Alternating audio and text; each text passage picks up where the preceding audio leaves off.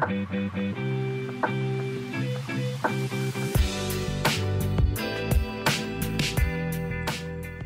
this is Robert Paletic, the owner of Brutal Iron Gym. In today's video, I wanted to show a push day, sort of focus on chest and triceps. And I'm going to be getting my shoulders in, but I'm going to be getting them in with a special technique. So the main focus today is going to be chest and triceps, and I'm actually going to be doing it in 3 movements. I wanted to show this for a client who is a personal trainer, and they were looking for this type of structure. We're going to be doing a chest isolation, followed by a chest compound, and then we're doing a tricep isolation. The idea of this is we do the chest isolation, which in today's video will be cable chest flies, that pre-exhausts the chest to make sure that then when you go into the chest compound movement, which will be some type of chest press, if your chest is pre-fatigued, that ensures that during that press, the chest will die before anything else does. So you maximize the stress that you can create into the chest. Then, since it's a compound movement, you've already used your triceps some during that. We're going to end with a tricep isolation to finish off whatever's left of the triceps. The benefit of doing the chest isolation first is for some people with presses, especially people with short upper arm bones, their chest presses are actually going to fail because their triceps give out. For other people, they might have stability issues, so they fail in their chest presses because they can't stabilize that position under that weight load or that much volume. So they actually reach failure due to stabilization muscle issues, not the chest. So isolating the chest first ensures that the chest dies first during the compound press, so that way you maximize your chest growth from that movement. So those are going to be the 3 main movements that we're doing for chest and triceps. Chest isolation, chest press, and then a tricep isolation. And then the special technique I'm going to be using to get my shoulders in, I'm going to be focused on the middle shoulder muscle. The shoulder muscles are called your deltoids. When you look at someone's shoulders, especially when you're facing them from the front, what creates width to the shoulders is the size of their middle deltoid, the middle muscle of the shoulder. We have a front muscle, we have a back muscle, which is called the rear delt. Those two will grow. Usually your front shoulder grows when you do overhead presses for shoulders, even chest presses to some degree. Sometimes people will need to isolate them for growth, but that's actually not very common. The rear delts, people do usually isolate those to get those to grow, but they're better paired with a back day because they are involved in what would be movements more related to a back day training. So the front delts you don't normally have to train, but if you want to, they would be trained on a push day in isolation, or just every overhead press works well. So if I want to add the middle delts, I usually add those in the way that I'm doing today, which is called a trailing superset. A superset is when you pair 2 exercises back to back. So if I were to do chest flies right into lateral raises, and then I would take a break. Doing those 2 movements back to back without the rest in between would be called a superset. A trailing superset means I'm going to keep that same exercise and I'm going to superset it with everything else I do in the workout. So you'll see in today's workout, I'm going to be doing my chest flies and then lateral raises. Then I'm going to be doing a chest press and lateral raises. And then I'll do a tricep isolation and lateral raises. So that lateral raise is going to trail the workout and just stay paired with everything that we do. That's a great way to push an enormous amount of volume into that muscle. It's a great way to add a lot of volume to a muscle you might want to bring up. You could do this with calves. So if somebody wants to build their calves, you would just superset calf raises with a bunch of other things you do on other days. It doesn't really take away from what you're doing that day. It just helps to add more volume in the weekly workload for that muscle. So for me, if I'm doing lateral raises between my chest flies, my chest presses, and my tricep exercise, it doesn't take away from my ability to do those movements, but it better utilizes the rest period and it gets more of that middle shoulder development into my weekly structure. A lot of me yapping. Now I already warmed up everything for the chest flies and lateral raises, so we'll get into my working sets. I'm going to be aiming for probably around 3 working sets, somewhere in 8 to 12 reps for the chest flies, and then probably more like 12 to 16, maybe even up to 20 for the lateral raises. Since I'm going to be pairing them throughout the entire workout, I'm going to start them in higher repetitions, and then as I go through the workout, I'll bring the weight load down, weight load up and bring the reps down, so that way I can kind of fry them out at the end. Okay, so we'll get into my first working set, then we'll catch up again.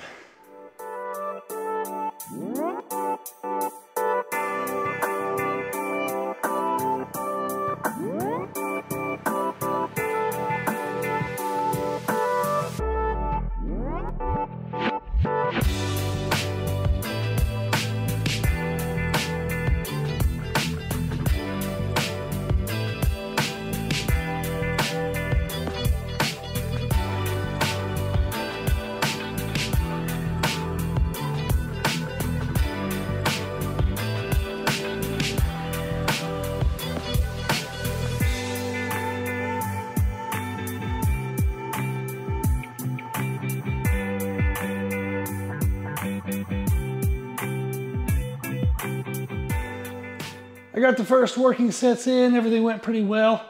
So the weight selection, what I'm looking for is, especially in the chest isolation, if the intention is to really pre-exhaust that main targeted muscle. So in this case is the chest. I could be doing other isolation movements. Maybe you're trying to isolate your lats before you do some other back exercises.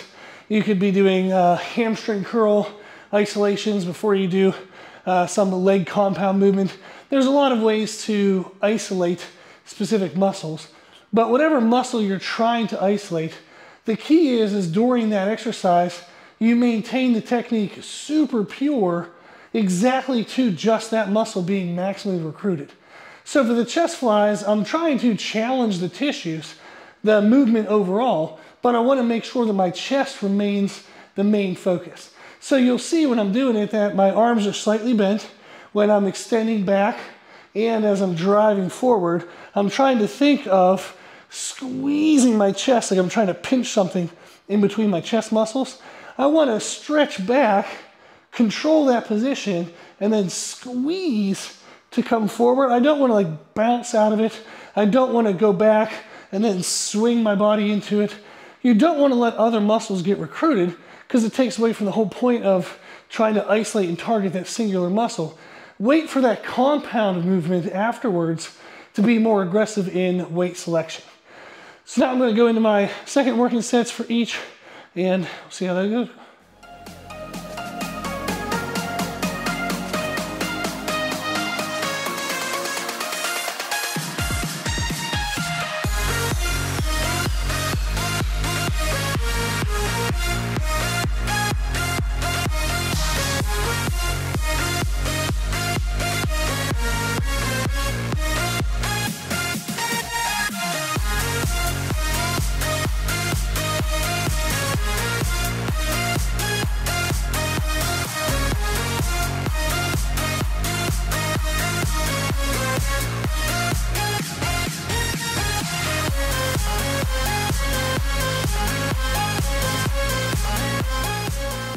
Second set went pretty well.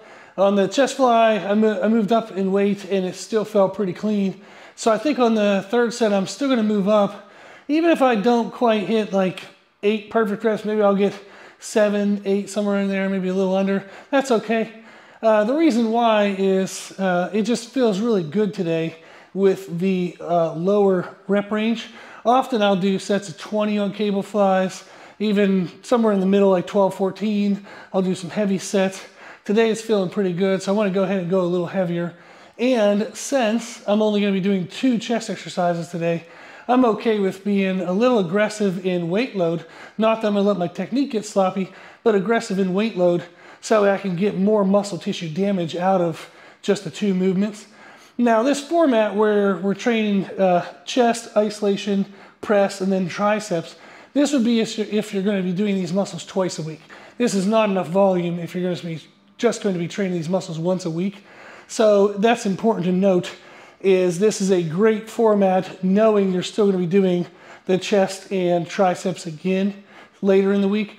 I like this format for myself when I have short days where maybe I typically would do you know, 4 to 5 chest movements, but I know there's no way I have the time to get that in. So I'll use a format like this. So it's better than missing the day or trying to like rearrange my next day, and then that jacks up that body part. So even if I have to do something like this, just get what I can in 30, 40 minutes. It can be done in that short amount of time, especially when you're not filming everything and talking to a camera between sets. But 30 to 40 minutes would be enough to get this workout in. So that's a great structure when you have shortened time, or if this is your regular time. So if you work out during lunch break, or you have a lot of family obligations, a lot of other stuff going on, and you can commit an hour in the gym, you're gonna lose a little bit of time getting in the gym, getting settled, changed, whatnot, then getting out of the gym. So this is a great overall structure for that time frame. I'm gonna go ahead and go into my third working set. Now for this, if you have a little more time, you could do a 4th or a 5th set. You could add an intensifier like drop set, rest pause. But I'm just gonna do a straight set here since I'm going a little heavier. I don't wanna add even more on top of that. I wanna let my chest compound movement still be a good aggressive movement. So going a little heavier is a good enough intensifier. If I didn't feel safe with the heavy weight, but I felt like the light weight might not be enough, then I would add something like rest pause or drop sets. So we'll get into our third sets, and then we'll figure out what we wanna do for our chest compound movement.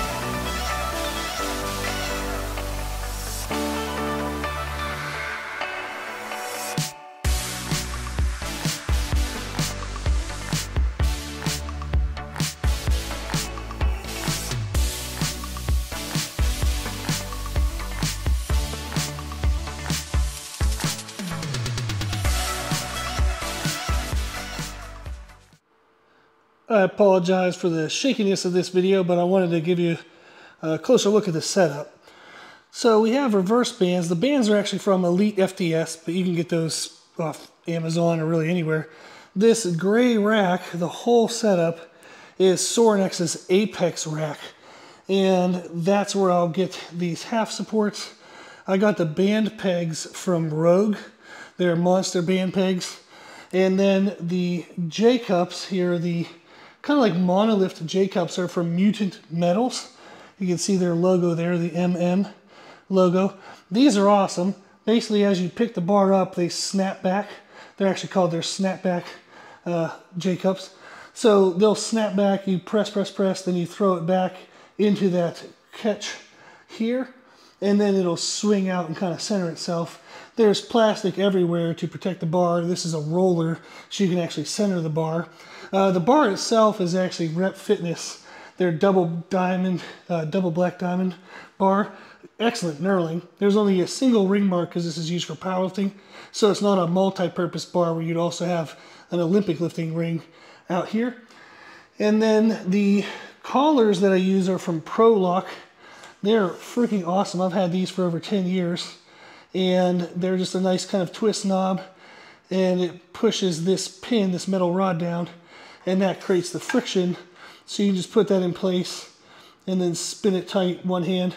A lot easier than those old like spring collars. And then the bench is from Rep Fitness. This is their Blackwing bench, and it has an ability to have what's called a zero gap. There's an adjustability feature right here where you can actually move the seat forward or backward to create a gap if you need to do an incline. It even declines. So I love this bench, really nice. For a portable bench, it feels great, like a competition bench, since you can get rid of any kind of gap and seam there. But I thought it'd be fun to kind of show the setup in a little bit more detail.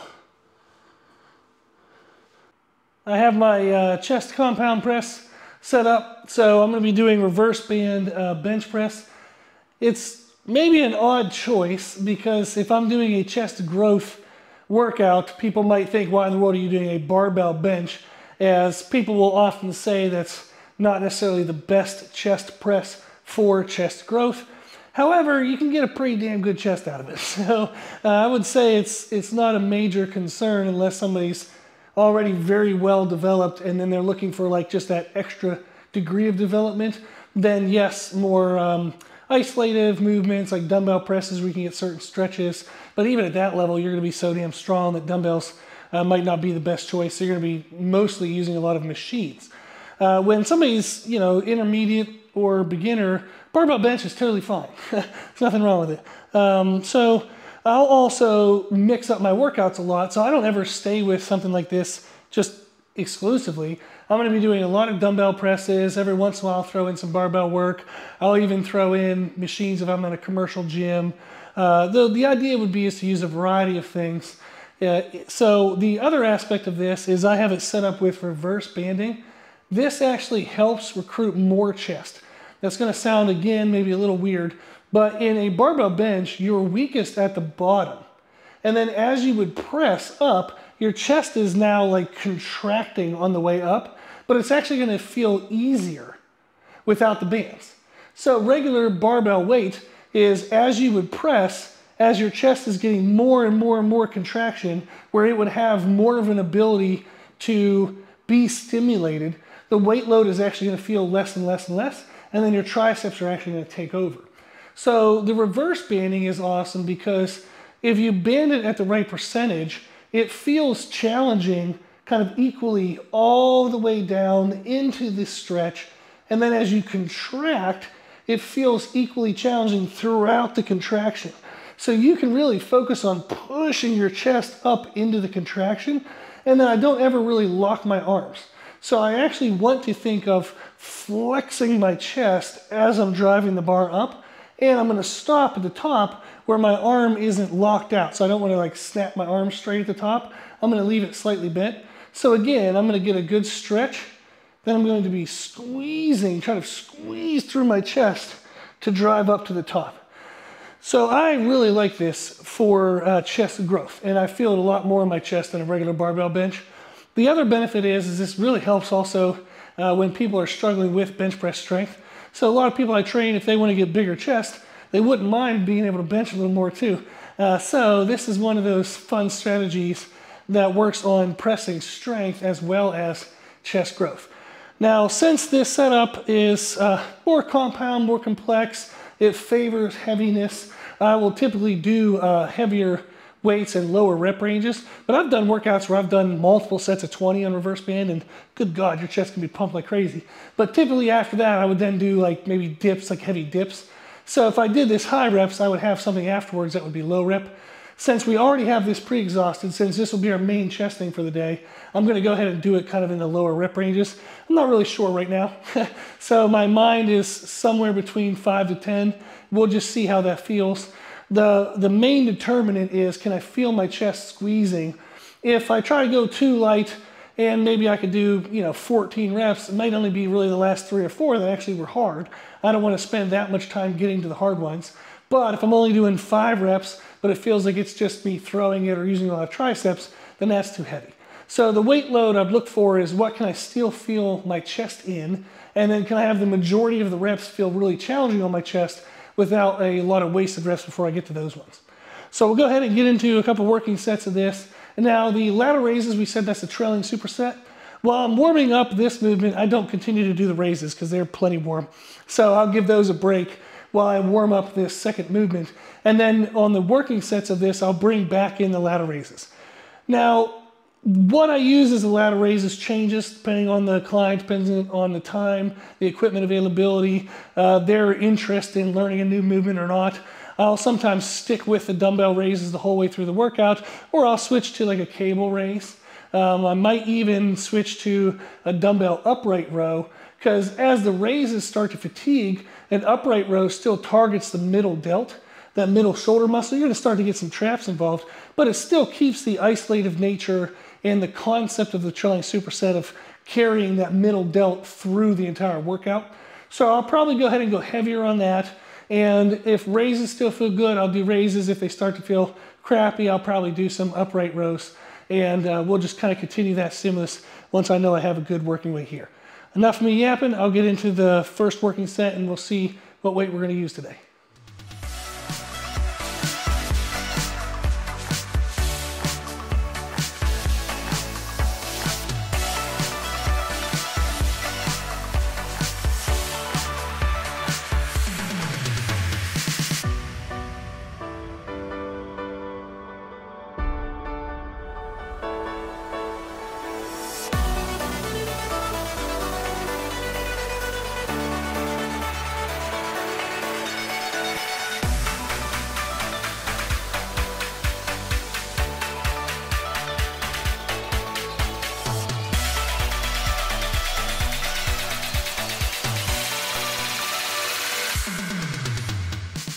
First set here actually felt pretty good. So I got 10. I went slow so I could really feel the stretch. And I decided I'm probably gonna go ahead and stay at this weight. So that way, this is actually early in the week. So I still have one more chest workout that I have to do this week. If it was at the end of the week and I had a longer gap, I maybe would be a little more aggressive, add a little more weight on this, maybe move a little faster. But I'd like, since this is the first workout of the week, to stay a little cautious, make sure I get a good quality stimulus in. Then later in the week, if I feel kind of beat up and sore, since this is a heavy kind of compound movement, I would know, okay, I did good. Yeah, but I'm not so beat up, so miserable that I can't do that second workout. Whereas if I push too much on this, it could lead me to feeling just too burned out, too beat up to get a good quality second workout. Something that I consider whenever I'm picking exercises is I would consider this to be an overloaded stimulus, meaning that due to the setup, I'm able to lift heavier weight than I normally would for this many repetitions or this kind of quality. That overload, meaning I'm using a weight heavier than normal, like if this was just a straight exercise, no elaborate setup or anything, that means it's going to be more taxing on my nervous system, more taxing on my joints, on the muscles themselves. So I usually am a little more cautious with these type of movements. Whereas if this was underloaded, maybe it's banded from the bottom and then that makes it feel harder at lighter weight loads, then I know I could be a little more aggressive on that because it's not going to be as damaging to the CNS and the joints. So overloaded movements, any kind of variation that allows you to use heavier than normal weight load, I would be more cautious than normal weight load or underloaded movements. So felt good here, got 10 reps, pretty slow, good control. I'm gonna stay there and just get another set in. For the raises, they actually felt pretty good since I had that break doing these warm-ups.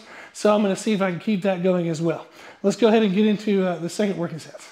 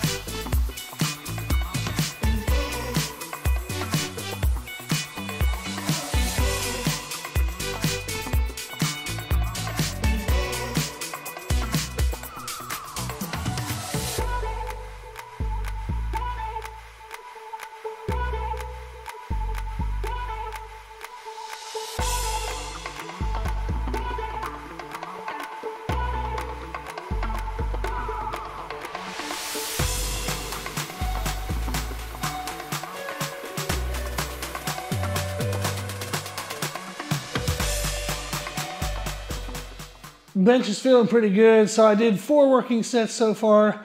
I'm gonna go ahead and hit the 5th working set here. Raises, I've stayed with the 30-pound dumbbells, getting, I think, sets 10 to 12, somewhere in there. Stopping before I feel like I would have to kind of like throw the motion up. Now, when I'm getting closer to the end of an exercise, so I know I still have a couple more sets to do there, paired with the tricep exercise. But let's say I was at my last bits. like the last 1 or 2 working sets of the raises. I would go ahead and kind of cheat a little bit with some body English on the concentric, assuming I could still control the eccentric. Once I would feel like going up and then it's just kind of like dropping, then I would definitely be done. I would only cheat the concentric if I think I could still control the eccentric. So we'll go ahead and catch 5th working set on the bench, the 5th set of those raises, and then I'll set up for the tricep isolation, which will be the finisher of the workout.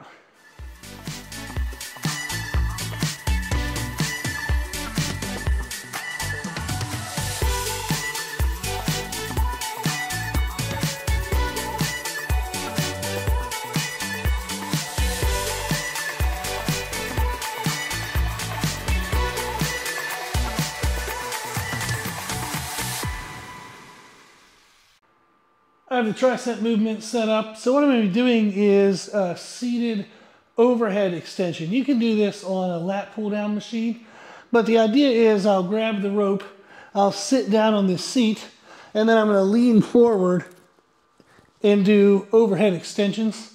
Now, the idea of that setup is it gets a really good stretch on the back side of the tricep. So when you think about a tricep, there's actually 3 parts. There's the outside part that people refer to as like the horseshoe. There's this inner head down here that we use a lot for locking out on bench press.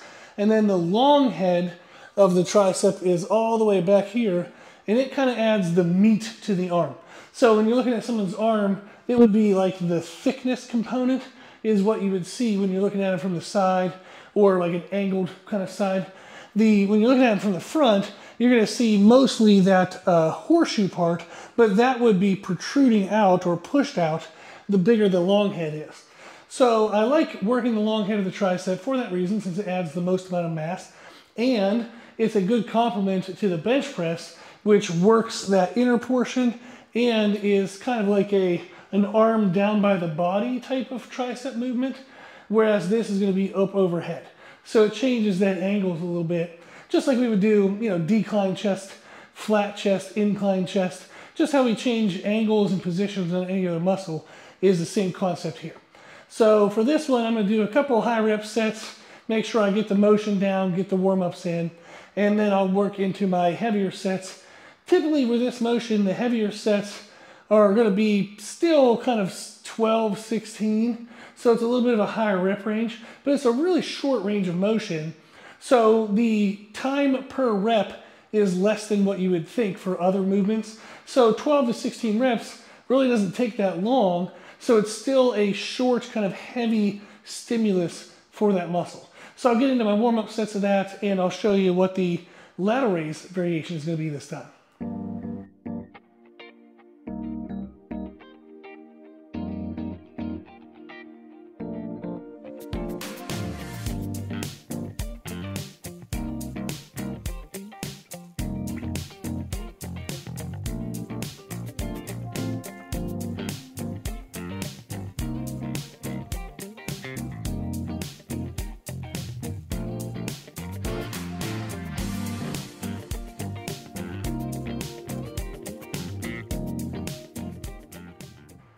For the lateral raises, I'm going to be changing over from the dumbbells.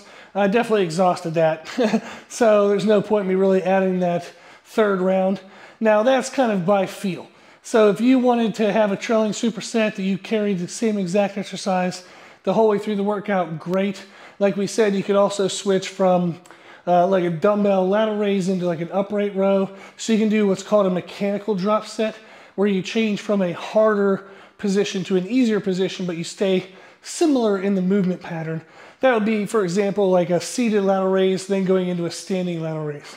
And that's just a little bit more of a free position, so that way you could get more extra reps out of it, or extra weight load, extra intensity, extra volume. So what I'm going to be switching to is actually my cable station here. And the weight profile, the resistance of dumbbell lateral raises is, when you start at the bottom, there's little resistance, then it adds, and is at maximum resistance when the dumbbell is kind of perpendicular to gravity. So as I'm coming up, it gets harder, hardest, then easier. So when the muscle is most stretched, it's actually the least weighted, like the least weight load on it. Now they've done a ton of studies and they show that if you can load a muscle under a stretched position, it's really good for hypertrophy, really good for growth. So we don't want to miss out on loading the shoulder muscle on that stretched position. Now if you only have dumbbells, you're only going to gravity, you can play with that by doing what's called, well, I don't know what the name is, but you can lean on a bench. So if I had a bench here and I would lean into the bench and actually start the raises kind of out in front of me, that loads it a little earlier against gravity in that stretch position. But that's complicated, weird setup, and it's not impossible, it's just there's better options. One of the better options is to use a cable station if you have access to it, and set the cable height rather than truly from the bottom. If you were to relax your arm all the way, you want the cable height to be at that height, or even like a smidge lower. What happens now is with this, rather than me starting where there's no tension on the cable, I'm actually going to be stepping out and tensioning the cable. So now the cable wants to pull my shoulder joint kind of rolling forward like that. I'm going to keep my shoulder joint beside me, but now my shoulder's already tensioned right here. And as I pull, this is the maximum tension, because my arm is perpendicular to the cable. So when we were doing dumbbells, the force of, like the weight force, was straight up and down due to gravity. With a cable station, the weight force, like the angle of the weight resistance, is wherever the cable's angled at. So if I angle the cable nearly horizontal, that means that when my arm is perpendicular to nearly horizontal, I have the most weight load. So now as I raise, it does get a little easier. That's not like the easiest, there's still weight there. But it's hardest to easiest, hardest, easiest, hardest, easiest. So this is going to be a direct opposition in regards to the strength curve as what a dumbbell raise would be. This is something I substitute with dumbbell raises all the time. But it's a great one whenever I've already really exhausted the strength curve of the dumbbell raises. I can do the opposing strength curve using this. So this is what I'll be using for my trailing superset with my triceps. With this one, I'm already fatigued. I'm not going to go crazy intense. So again, somewhere, I don't know, 10, 20 reps, maybe 10, 14 probably, because I'm already exhausted. I don't want a ton of volume. So 10 to 14, but I don't want it so heavy where I'm having to like swing my hips into it. I don't want to cheat that stretch position, since that's the whole freaking point of setting this up. So I want to be strict enough that that stretch position still gets maximum stimulus. So that's what I'm doing for the shoulder movement for the last pairing. I'll get through my warm-ups, get through my working sets, and then we'll talk again at the end.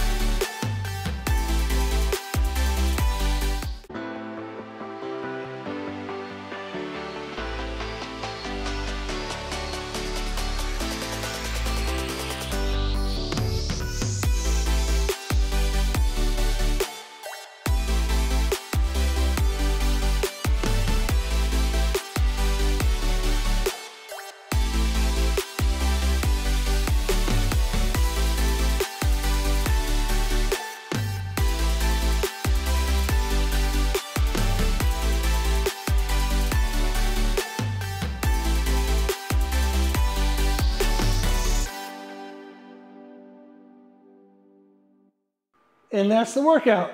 So I ended up doing 5 working sets of the tricep extensions and 5 of the lateral raises. The tricep extensions were somewhere between 15 to 20. Definitely had to start kind of cheating a little bit to just eke out whatever I could since it's the last movement of the day. What you'll notice is that rope grip I have has loops, so you can actually put it around your wrist. And what I like about that is I could actually rotate a little bit as I'm doing that movement.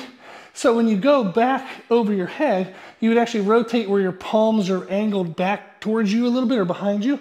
That gets a greater stretch on that back side of the tricep.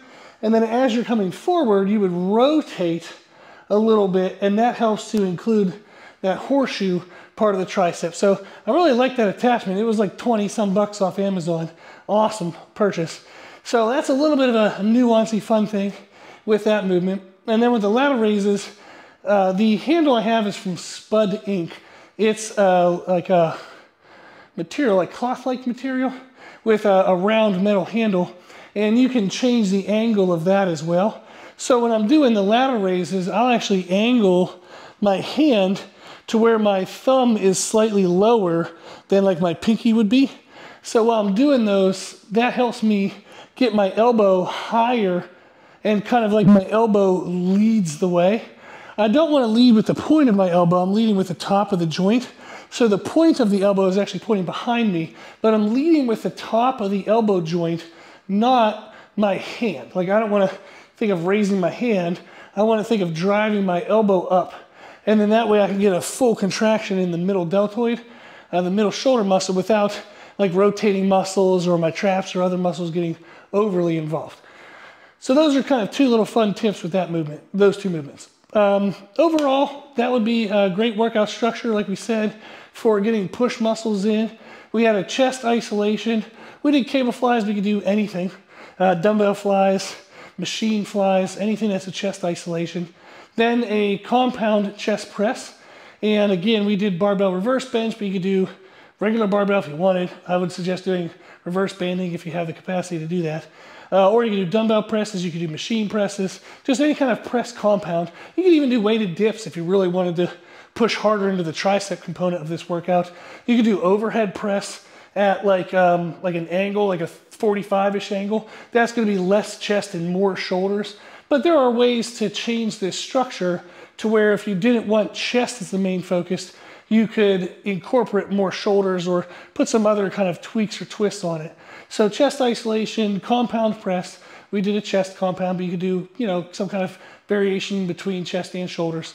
And then finish with a tricep isolation, because the pressing movement is the pre-exhaust for the tricep isolation. So you have a chest isolation into a chest compound. The chest compound is the tricep pre-exhaust into the tricep isolation. So you get pre-exhaust on both muscles. The chest gets pre-exhausted and the triceps get pre-exhausted. So that way it looks like we're only doing 3 exercises, but you're actually getting 4 individual like kind of stimulus. So you get a chest stimulus and a chest stimulus and then a tricep stimulus out of that same chest stimulus into a tricep. So it's a really good combination, good kind of flow there. And then we did the trailing superset with the middle deltoid as the main focus. I did the dumbbell lateral raises and finished with a cable lateral raise. That would be a good way if you wanted to make this more of a holistic push where you got your chest, your shoulders, and your triceps, is using the trailing superset for raise variations. You can do front raise variations, middle shoulder raise variations. You can even do rear delt if you wanted, like the back side of the shoulder. But you can use that trailing superset to add extra emphasis to any muscle you feel like might be lagging in the workout. Or if you want to add something completely unrelated, calves, great way to catch up with calves.